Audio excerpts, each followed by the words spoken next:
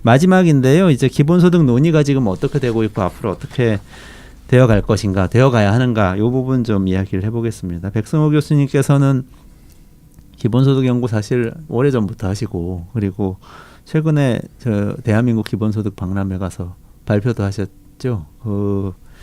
그러셨는데 좀 요즘 오래전부터 쭉 논의해 오시면서 요즘 이렇게 기본소득 박람회가 열리는 것까지 보시니까 어떠세요? 우리 사회 이 논의 수준이 어떤 것 같습니까? 기본소득이 본격적으로 한국 사회에서 이야기되기 시작한 거는 한 2010년대부터라고 2010년 정도부터이고 지금 2019년이니까 한 9년쯤 된 거죠. 서구에서의 논의가 1986년부터라고 보통 BN이 창설된 그때부터라고 이야기를 하는데, 그거에 비하면 엄청나게 한국 사회는 경제도 압축적으로, 복지도 압축적으로, 기본소득 논의도 압축적으로 팽창하는 것 같습니다. 이렇게 긍정적인 측면은 그렇게 볼 수 있고, 우려되는 측면은 모든 제도들에 다 기본소득이라고 붙이는 거는 좀 고민이 되는 부분이긴 해요. 그래서 그런 부분들에 대해서는 좀 정리가 될 필요가 있다고 생각하고요. 예를 들면 어떤 것들 말씀하시나요? 농민 기본소득 등등이죠.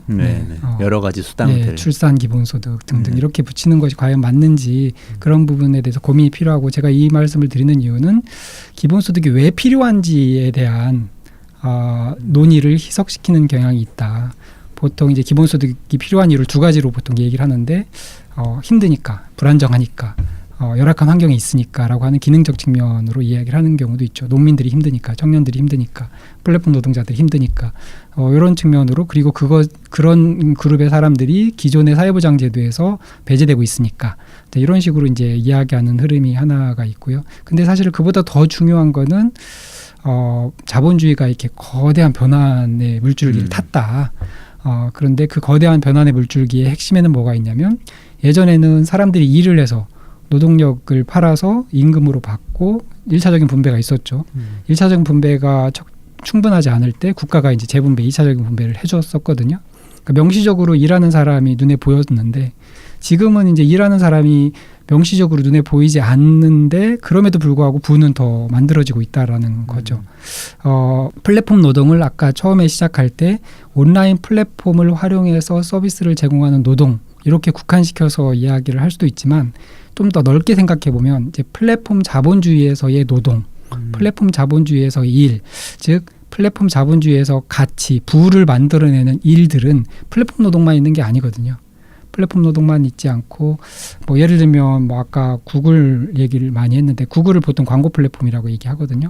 그 광고 플랫폼에서는 우리가 구글이나 페이스북이나 이런 앱들을 많이 활용하고, 그 정보가 이제 구글들이 빅데이터로 쌓이고 그걸 활용해서 광고를 팔아먹는, 그래서 돈을 벌고 있는 거죠. 그 안에 보이는 노동의 모습은 그냥 일반 시민들이 보이는 거죠.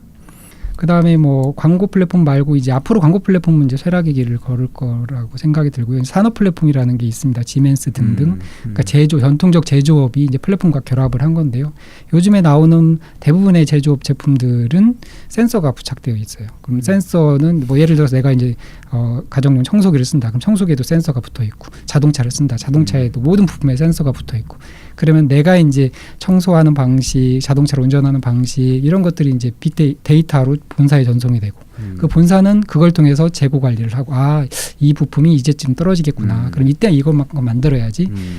기업에서 재고 관리는 정말 중요한 부분이거든요. 그 다음에 서비스 관리도 할 수 있죠.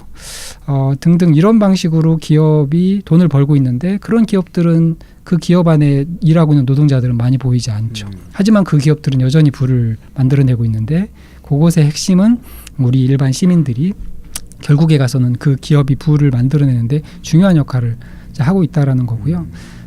그런데 이 부가 기업들한테 기업이 독점하고 있다라는 게 가장 큰 문제고, 기본소득의 필요성, 정당성의 가장 중요한 부분은 이렇게 독점되고 있는 부를 공유하는 게 맞다. 이런 철학이 있는 거거든요.